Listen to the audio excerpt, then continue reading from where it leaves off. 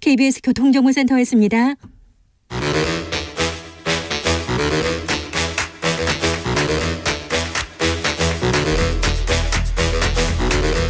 이것이 혁신이다. 여야를 내려놓고 관습을 떼버리고 혁신을 외쳐봅시다. 다시 만난 정치 공동혁신구역.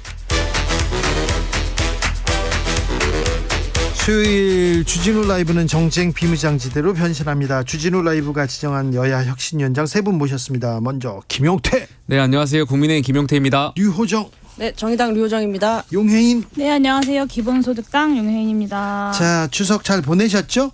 예, 잘 보냈습니다. 잘 보냈는데 그래서 추석 민심도 다 체크하고 그랬는데 아니 어떻게 추석 때 만난 사람들은 비슷할 텐데 와서 여야가 들은 게 그렇게 틀리더라고요. 자, 김용태 최고는 어떤 얘기 들으셨어요? 듣고 싶은 얘기만 들었겠죠. 각자가 여야 그렇지. 서로가. 그런데 김용태 최고는 저는 제발 좀 그만 싸워라. 네. 제발 이 정치가 네. 그만 싸우고 국민들이 정치 걱정 좀 그만하게 좀 해달라. 그렇죠. 국민들이 다 걱정해요. 윤 그러니까요. 대통령 뭐 왜 이러냐, 뭐 이재명 대표는 괜찮겠냐, 그래서 어찌 보면 국민들이 바뀌었죠. 지금 예. 정치가 국민을 걱정해줘야 되는데 국민들이 정치의 이 살얼음판 같은 이 환경을 굉장히 좀 걱정하시는 것 같아가지고 좀 네. 죄송스러운 마음이었습니다.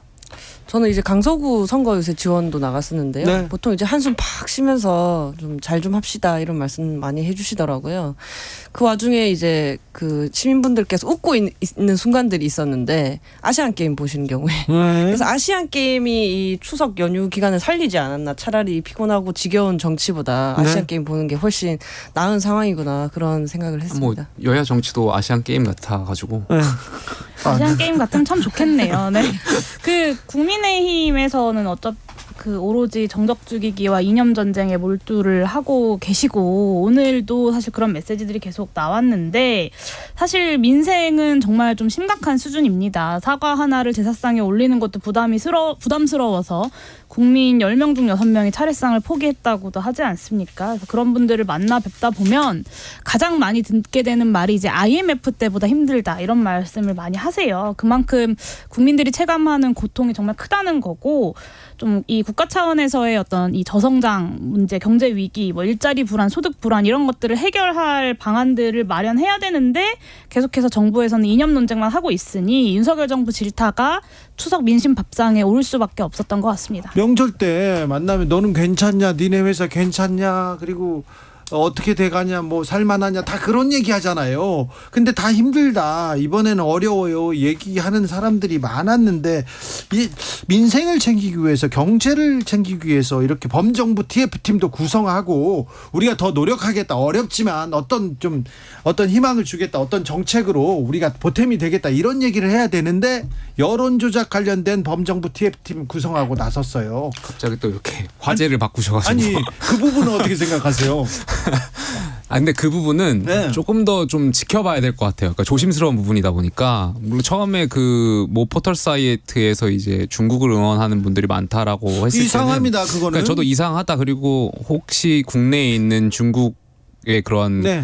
국적을 갖고 있는 분들이 좀 과도하게 응원하는 거 아닐까에 대한 생각 정도로 했는데 그렇죠. 이것이 이제 선거로 연결되고 여론몰이로 연결되려면 조금 더 이제 정보나 근거들이 명확해져야 할 수 있는 거기 때문에 이 부분에 대해서 좀 더 신중해야 될 것 같습니다. 그런데 지금 총리, 방통위원장, 그리고 여권에서 모두 다 여기에 거의 뭐 올인하듯 합니다. 네, 일단 대한민국 정부의 수준이 참 딱하다라는 생각이 좀 들었는데요. 일단 이동관 방통위원장 임명한 게 이런 거 하려고 임명하신 건가 싶습니다. 제가 좀 객관적인 사실들만 찾아봤는데 경기 전후에 이제 다음 웹페이지 댓글을 분석한 결과 50%가 네덜란드, 이제 30%가 일본을 경유했다는 거예요. 네. 근데 이 중에 확인 가능한 IP 가운데에 네덜란드 경유가 1,539만 건, 그리고 일본이 449만 건이라고 합니다. 좀 이상하네요. 단 2개의 IP에서 이 그렇죠. 2천만 건 정도가 발생한 거고 이 두 개의 IP를 누가 활용했는지 이것만 간단하게 밝히면 되는 문제입니다. 그래서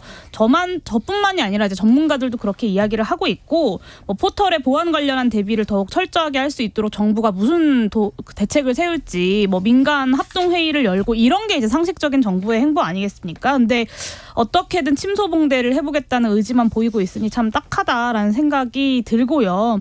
국민들 사이에서는 벌써부터 강서구청장 선거 질 것 같으니까 부정선거 프레임 준비하시는 것 같다라는 비아냥이 나옵니다. 이런 국민들의 민심을 고지곧대로 좀 받아들이셔야 하지 않을까라는 안타까운 마음이 좀 듭니다. 정부 여당인데요. 여당인데 벌써 부정선거를 대비할 아니 근데 추석 즈음의 메시지들을 보면 예. 뭐 노동 관련법은 정쟁법이다 하고 뭐 무슨 민생법을 해야 한다라고 해놓고 지금 이제 칼같이 갑자기 이런 응원 페이지 여론 조작 의혹을 내세우고 있는 거잖아요. 이건 뭐 민생입니까? 이게 분석 결과 전 처음에 이제 좌표 찍어서 왔다라고 생각을 했었는데 몰려오는 걸 뜻하죠. 근데 이제 두 개의 IP만 조금 수상한 활동을 한 거잖아요. 근데 이런 항저우 아시안게임 응원 수치가 좀 특이하다고 해서 어떤 여론이 조작되고 호도되겠어요. 우리 국민이 누가 그러겠어요. 그래서 좀 이상한 현상인의 좀 정도로 전 넘길 일이고 글쎄 운영자가 재발 방지 대책을 마련하면 될 일이라고 생각하는데 뭔가 이렇게 중국을 의심하고 뭔가 음모론을 키우면서 용해인 의원님 말씀하신 대로 과도하게 키우는 측면이 있다. 전 이런 거 그만해야 된다고 생각합니다. 네. 오늘이 14 남북 공동선언한 지 16주년 되는 날인데요. 그런데 북한의 핵사용 기도는 정권의 종말로 이어질 것 이렇게 대통령이 얘기했고요. 또 북한에서도 매우 크게 반발하고 나섰습니다. 네. 북한 아시안게임 경기에서는 한국을 괴뢰라고 표현했습니다. 좀 남북 관계는 점점 멀어져만 가고 있고 적대시하고 있는 것 같습니다. 좀 안타까워요. 전 당분간 이렇게 갈 수밖에 없는 상황일 것 같아요. 네. 일단 저는 평화도 중요하고 종국에는 종전선언도 필요하다라고 생각되는데 그런데 지난 문재인 정권 때 우리가 보여줬던 그 선의의 북한 정권이 이용했던 거 아니겠습니까? 위장 평화쇼였다라는 것은 다 지금 만천하에 드러났고 그렇다면 북한이 태도를 변하지 않는 이상 저희가 먼저 선의에 기대서 북한과의 어떤 그런 것을 이어나가기는 굉장히 어려운 것이기 때문에 저는 지금 당분간 이런 상황이 이어질 수밖에 없다. 그리고 국제정세상도 북중러의 연대가 더 강화되고 있는 그런 측면이 있기 때문에 어쩔 수 없는 형국이다라는 말씀을 좀 드리고 싶고요. 그러니까 늘 저는 국민들께서 바라는 것이 그러니까 힘을 갖고 있는 쪽이 평화를 지킬 수 있다라는 것을 국민들께서 전 바라실 거라고 생각해요. 지금 뭐 괴뢰라는 표현 사용을 하는 거 보면 북한이 대외적으로 좀 한국을 적대시하고 있는 걸 적극적으로 드러내고 싶어 하는 것 같은데요. 지금 국방부는 국방부 할 일을 하는 중이라고는 하지만 사실 지금 정권의 종말, 뭐 압도적 대응 이런 문구들이 또 오히려 국민들을 불안해할 수도 있다는 점을 좀 인지를 했으면 좋겠어요. 지금 가장 강한 안보는 평화라는 대원칙을 잊지 않고 네. 국민 불안 해소를 위한 메시지를 내는 것이 지금 시기에 이제 대통령과 이제 대한민국 대통령의 역할이지 않을까. 네. 저는 그 문재인 전 대통령께서 남북 모두가 이제 대화에 대한 의지조차 없다라는 이제 말씀을 하셨다고 하던데 거기에 그 발언에 동감하고요. 그러니까 한국 전쟁 이후에 이어져 왔던 이 양국 간의 체제 경쟁이라는 것이 대한민국의 승리로 끝나지 않았습니까? 근데 그래서 이제 2000년대 이후에는 대한민국이 햇볕 정책으로 이 핵 개발을 억제하고 동북아 평화를 유지 관리하는 전략을 채택해 온 겁니다. 체제 경쟁에서 승리했기 때문에. 그렇기 때문에 북한을 사실 회담의 자리에 앉히는 것 그것이야말로 북한을 상대로 한 어떤 외교적 노력의 실력이자 국력이라고 보는 거고요. 근데 그런데 윤석열 대통령은 마치 이제 반공이 국시인 시절로 돌아간 것처럼 이제 철진한 이념 전쟁을 꺼내 들고 뭐 압도적 힘에 의한 평화 이런 얘기를 하세요. 근데 강대국이 사실 우리 강대국입니다라고 얘기하는 경우는 잘 없잖아요. 이 압도적 힘에 의한 평화를 강조하는 모습이 오히려 이 대한민국이 북한에 비해서 압도적 힘이 없는 국가 국가인 것처럼 느껴지게 하는 메시지 관리의 실패다라는 점을 말씀드리고 싶고요. 북한의 도발에 흥분하지 말고 차분하게 대화의 장에 북한을 앉히는 것이 윤석열 정부가 보여줘야 할 실력이라는 점을 말씀드리고 싶고, 더 많은 전쟁이 아니라 더 많은 대화와 협상이 평화라는 점은 윤석열 대통령님을 빼고는 전 세계 모든 사람들이 다 아는 상식인 것 같습니다. 보수 정권에서 보수 정부에서 남북이 크게 앞으로 나아갈 수도 있어요. 뭐 노태우 정권에서 그런 일이 있었고요. 아니 근데 지금 북한이 그 회담조차 결과조차도 다 깬 거 아니겠습니까? 무력 사용하지 말자고 했는데 북한이 먼저 통신선 파괴하고 폭파시키고 우리 초소를 향해서 총질하고 이랬던 거 아니겠습니까? 그러니까 저는 여기 대해서 분명히 책임을 물어야 된다고 생각하고 있고, 그건 그대로 하고 있고, 전 보수 정권이 이 부분에 좀 더 착안했으면 좋겠어요. 북한 주민들에 대한 인권 문제에 저는 더 강하게 좀 착안했으면 좋겠어요. 지금 북한 정권이 북한 인민들, 그 주민들, 그분들의 어떠한 자유와 이런 것들을 다 말살하고 있는 거 아니겠습니까? 그러니까 그분들에 대해서 결국에 가장 중요한 것은 북한 주민들에 대한 어떤 인권과 그런 자유 법치에 대한 부분인 것을 북한 주민 스스로 깨달을 수 있게끔, 그럼 어떻게 해야 됩니까?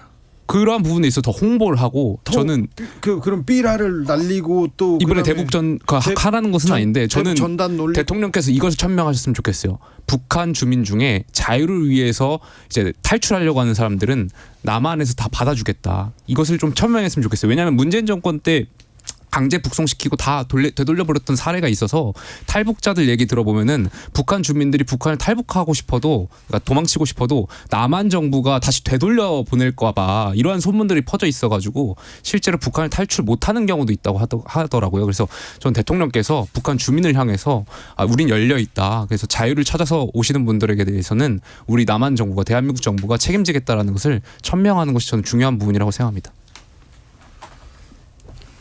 다음 이슈로 넘어갈까요?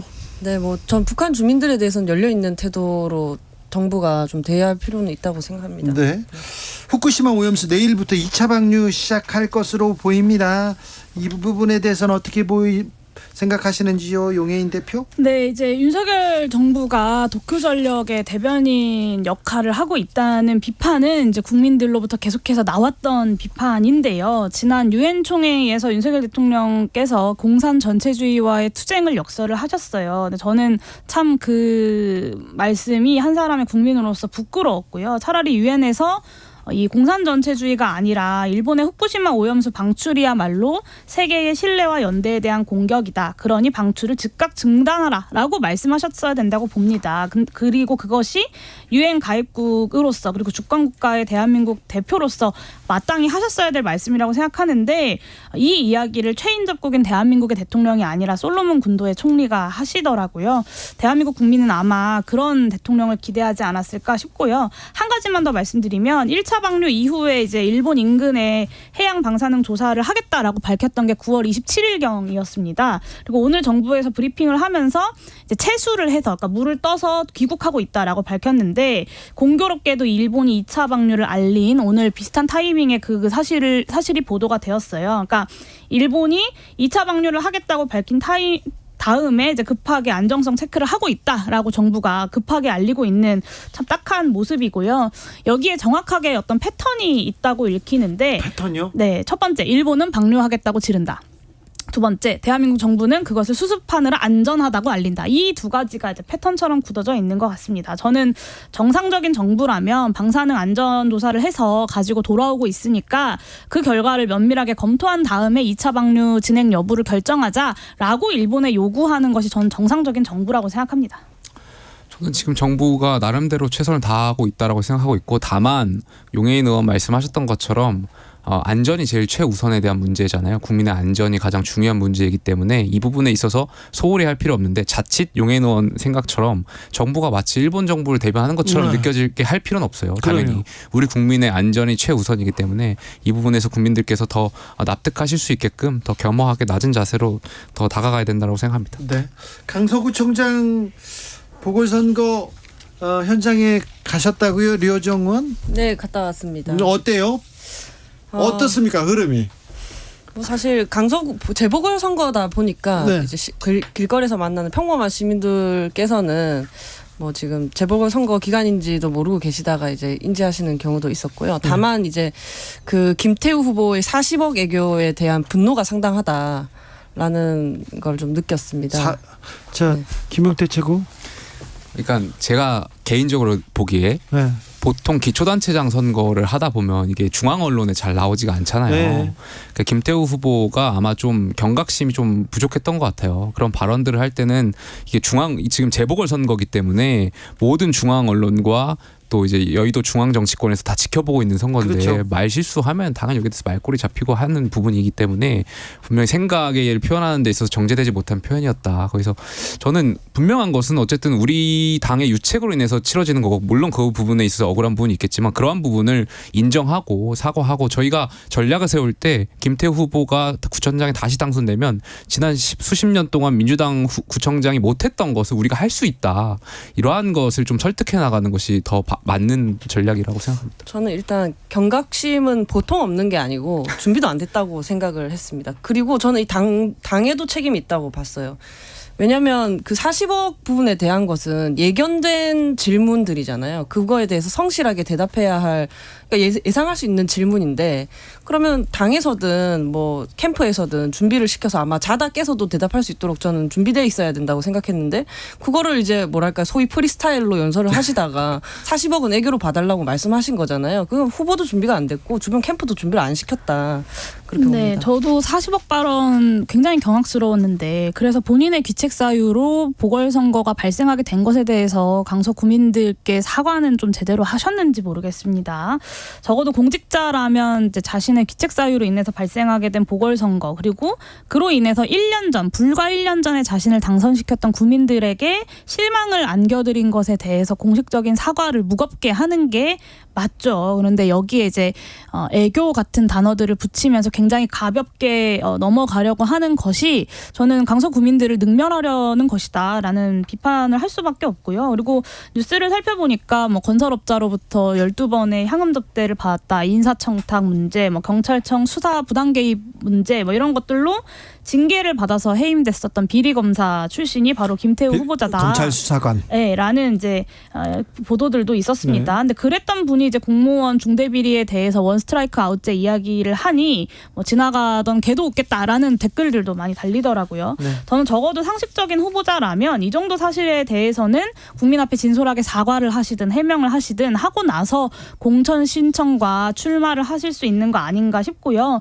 여전히 이제 대통령께서 사법부와 국회를 무시하시는 것처럼 국민의힘이 강서 구민들을 너무 무시하는 공천을 한 것이 아닌가라고 생각하고 김태우 후보자가 그것을 스스로 증명하고 있다고 생각합니다. 그러니까 정치권이 약간 뭔가 인정하는 데 좀 인색한 것 같아요. 네. 잘못을 또 그러니까 김태우 사과하지 후보자가 40억 관련해가지고 여기에 대해서는 뭐 변명 여지가 없다라고 생각해요. 어쨌든 정말 아까 추석 물가 얘기도 했지만 경제가 어려운 상황에서 국민 혈세가 들어가는 부분이고 그렇다면 여기에 대해서 우리가 사과할 건 사과하고 인정할 건 인정하고 그럼에도 불구하고 김태우 후보자가 구청장이 된다면 어떻게 강서구의 발전을 이룰 수 있겠다 이러한 것에 더 포커스를 맞춰서 국민들을 설득한다면 네. 좋은 결과가 있지 않을까 김용태 생각됩니다.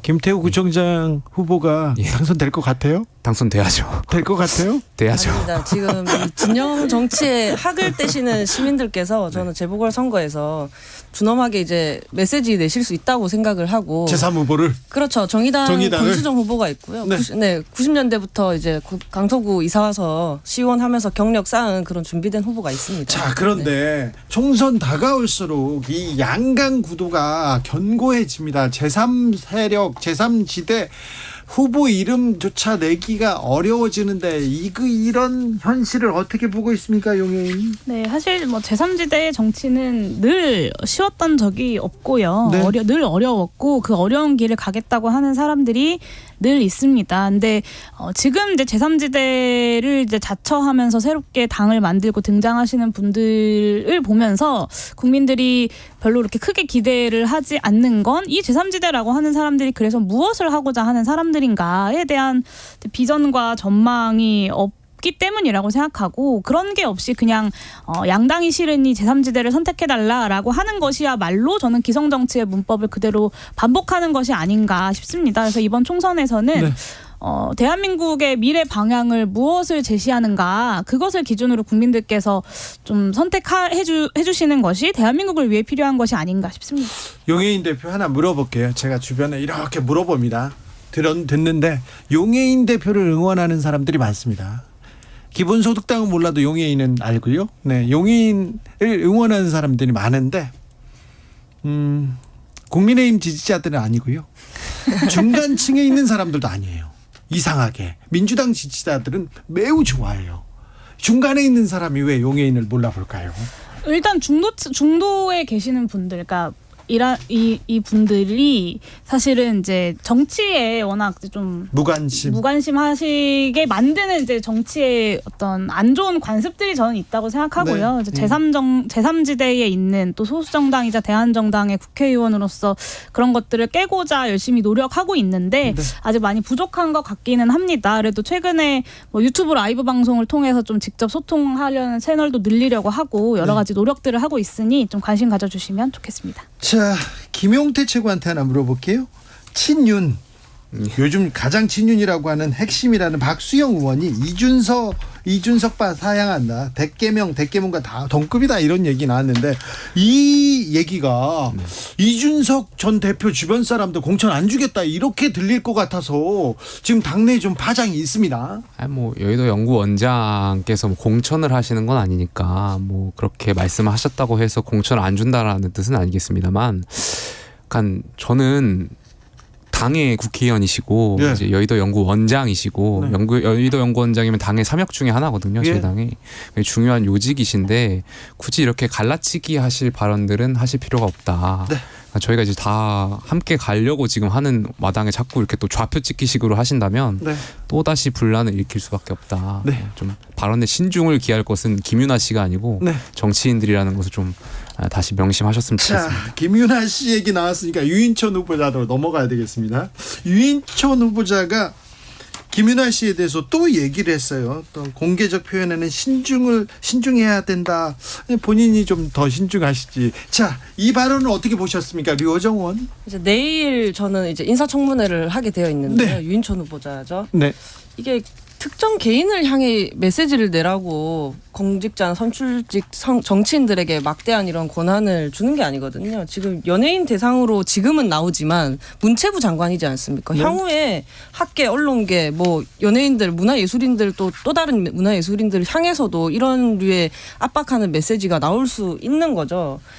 저는 이 국민의 삶을 살피는 데 써야 할 공론장의 힘을 한 개인을 압박하는 데 쓰는 거 매우 잘못됐다고 보고요. 그리고 조금 예술관이 너무 뭐랄까요, 이렇게 자유를 강조한다라고 하는데 국민의힘이 가끔 때때로 보면 조금 자유를 이렇게 보장하지 않는, 그러니까 예술인들의 표현의 자유를 보장하지 않는 방향으로 사용되고 있는데 그런 부분에 대해서도 내일 좀 질의를 할 예정입니다. 용해인 대표. 네, 일단 공직자 신분으로 국회에서 욕설까지 하셨던 분이 김윤아 씨의 어떤 소신 발언에 대해서 신중해야 한다라고 말할 어떤 자격이 있는가를 국민들께서 많이 묻고 싶어 하실 것 같아요. 네. 그리고 블랙리스트 관련돼서 계속 부정하시는데 네. 저는 윤석열 정부의 법치주의라는 게 딱 이 정도 수준이구나라는 마음이 듭니다. 사실 네. 블랙리스트가 있었다는 것은 10년여간의 이 국정농단 수사 그리고 여러 가지 피해자들의 증언, 뭐 여러 가지 증거들을 토대로 좀 객관적으로 사실로 드러난 문제 아닙니까? 문건이 많았어요. 좌파 연예인 수나 문건, 좌파 수나 퇴출 방안, 좌파 문화예술단체 관리 방안 국정원에서 만들었지만 뭐 문체부 청와대 보고했다 이런 얘기도 조금 있었죠. 네, 그래서 사실은 이런 객관적 사실들 위해서 지난 정권에선 좀 이런 부족한 부분들이 있었고 네. 이번 정권에선 내가 그런 실수를 반복하지 않겠다라고 말하는 것이 순리일 텐데 네. 이 하늘도 알고 땅이 아는 명백한 사실을 이동관 위원장도 그렇고 유인촌 후보자도 그렇고 네. 나는 몰랐다 혹은 그런 일 없었다로 일관하고 있다라는 것을 비판하지 않을 수가 없습니다. 저는 이 블랙리스트 없었다라는 답변을 보고 예. 이 정도면 인사청문회를 사실 좀 정상적으로 못 이루어지게 하려고 이렇게 혈관이 막히듯이 조금 문제를 일으키려고 발언하신 말씀하신 게 아닌가 싶거든요. 네. 왜냐하면 저는 기왕이면은 과거에 했던 말과 행동 말고 앞으로 하실 일들에 대해서 좀 질의를 하고 싶었는데 네. 있던 일을 없었다라고 하시면 그래도 지구는 도는 건데 그래도 확인을 해야 되잖아요. 민주당에서 내일 이거 총공세를 아마 하실 것 같은데요. 저는 네. 이건 정말 저도 못 참겠더라고요. 근데 유인촌이 그때 주무부처 장관이고요. 그리고 청와대에서 이걸 담당한 분이 이동관 방통위원장이에요. 둘 다 모른다고 하면 이거는 그럼 누가 한 겁니까? 아니, 뭐 모른다라기보다 이제 없었다라고 말씀하셨던 것 같은데 예. 저는 일단 본인이 주무부처 장관이시고 하니까 본인 말씀에 근거가 있었을 거라고 생각되고 인사청문회 내일로 예정되어 있죠. 내일 좀 밝히셨으면 좋겠어요. 이 근거에 대해서 네. 이제 국민들하고 조금 다른 생각을 갖고 계셨던 것 같아서 후보자께서 그렇게 생각하게 된 배경과 근거를 제시하신다면 네.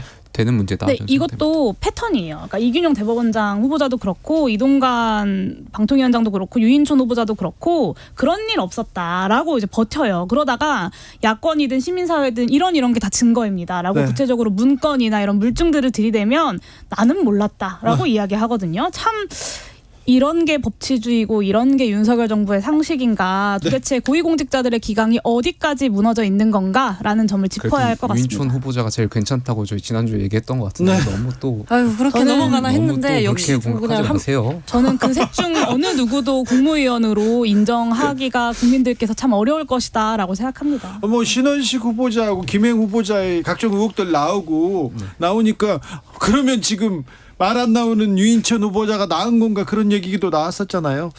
지금 문자에서 지금 배틀 중입니다. 중도하고 지금 보수에서 난 용해인 좋다. 난 중도인데 좋아한다. 이런 댓글 계속 달리고 있습니다. 네, 그런데 더 열심히 자, 정진하겠습니다. 용해인 의원한테 아주 매서운 질문 나왔어요. 8361님께서. 의원님 당비가 너무 비싸서 당원 가입 힘들어요. 이렇게. 당뇨 얼마예요? 이건 저희 그 5,000원, 10,000원 이제 보통 이렇게 그래요? 내시는데 이제 아무래도 거대 정당, 그러니까 기존의 큰 기선 정당에서는 이제 1,000원 권리당원이니까 좀 부담스럽게 느끼실 수도 있을 것 같습니다. 근데 이제 워낙 작은 정당들은 그렇죠. 당비를 중심으로 운영이 되다 보니까 우리가 함께 마시는 뭐 커피 한 잔, 뭐 담배 한 갑 정도를 당비로 더 좋은 세상을 만드는데 함께 해주신다고 이해해 주시면 감사하겠습니다. 그렇죠. 네. 더 좋은 세상을 위해서 5,000원은 써야 됩니다. 네. 비교섭단체 같은 경우에 네. 이제 교섭단체와 차등해서 차별적인 지급을 받고 있거든요. 아, 그렇죠. 보조금을. 거대 양당은 돈 많이 줍니다. 사실 정의당도 많이 받아요. 정의당도요? 저희는 여섯 정당도 많이 받습니다. 저희는 6명분의 것을 받는 거죠. 정의당도 수십억을 받고요. 저희는 분기별로 한 800만 원 정도 받는데요. 아, 네. 네, 그래서 이 국고보조금 제도가 문제가 많고 여러 가지 개혁 방안들도 정치개혁 논의할 때 반드시 논의되어야 하는 방안이라고 알겠습니다. 생각합니다. 네. 조성빈님께서 기름값, 우유값, 생필품 가격 이런 게 메인 뉴스였으면 좋겠습니다.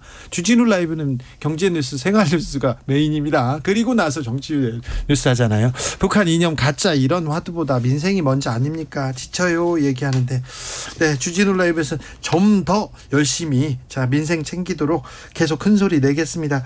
자 그러면요 김행 후보자 청문회는 열린다 안 열린다 열린다 안 열린다 하다 열리기로는 했어요. 내일이요. 네, 이제 조금 전에 이제 속보가 떴는데 다행스럽게도 국민의힘에서 이제 그 청문회에 참석하겠다라는 이제 합의를 이제 민주당과 하신 것 같습니다. 청문회인데 왜 국민의힘은 안 나온다고 했어요? 아니, 원래 가려고 했는데 네. 이제 언론 플레이 그렇게 됐던 것 같고 가려고는 했는데 가려고 했겠죠. 설마 여당이 청문회 대통령께서 그러게요. 지명하신 그 헌법상 인사권을 형해화시키려고 안 하려고 했겠습니까? 네, 정말요? 분이 그랬던 것이길 바라고요. 아마 이제 김행 후보자의 여러 의혹들이 이제 국민의힘에서도 쉴드가 안 쳐지다 보니까 어떻게든 청문회를 파행시켜 보려고 했던 것이 아닌가 싶습니다. 그런데 야당에서는 무조건 청문회를 당연히 해야 된다. 그것이 국회의 책임이다라고 이야기를 하니 그렇다면 아예 안 들어가는 것보단 들어가서 그래도 뭐라도 쉴드를 쳐보는 게 낫지 않을까라는 판단을 하시는 거 아닌가라는 이제 예측들도 많이 하시더라고요. 그래서 내일 인사청문회 이제 김행 장관 후보자가 가장 부적합하다는 국민들의 의견이 많은데 국민들께서 이제 두 눈을 이렇게 반짝반짝하게 뜨고 꼭 지켜봐 주시면 좋을 것 같습니다. 이게 낙마시키면 진다라고 생각하시는 것은 아닌가 싶거든요. 그런데 국민들께서 보시기에도 부적합한 인사를 채용하지 않는 것이잖아요. 채용하지 않는 것은 오히려 그러니까 국민들께서 보시기에 합리적으로 국정 운영을 한다라고 비치는 것이죠. 오히려 적합하지 않은 분을 계속해서 고집하시는 것보다는요. 저는 사실 정말로 인사청문회 안 열리면 채용비 같은 그런 시각으로 볼 뻔했습니다. 아니 그리고 제가 만나는 이제 비윤과 친윤과 반윤을 총망라해서 국민의힘 분들 중에 그 어느 분도 김행 후보자를 긍정적으로 보시는 분이 없더라고요. 근데 사실 그렇다면 청문회를 하기 전에 스스로 지명 철회를 하는 것이 국민들에 대한 도리가 아닐까라는 생각이 좀 듭니다. 저를 아니 김은태 최고. 뭐 일단 큰 거예요, 김행 그냥? 후보자께서 이제 청문회 때 모든 것을 다 밝히시겠다고 약속하셨으니까 내일 좀 지켜봐야 될 것 같고요. 저는 정말 청문회가 안 열리면 여당이 정말 대통령의 지명권을 형해화시키는 거잖아요. 그래서 좀 당연히 열릴 거라고 생각했고 네. 좀 내일 청문회가 또 굉장히 핫할 것 같습니다. 핫할 것 같은데 이렇게 좀 중요한 자리인데 둘 다. 근데 왜 같은 날 잡았어요?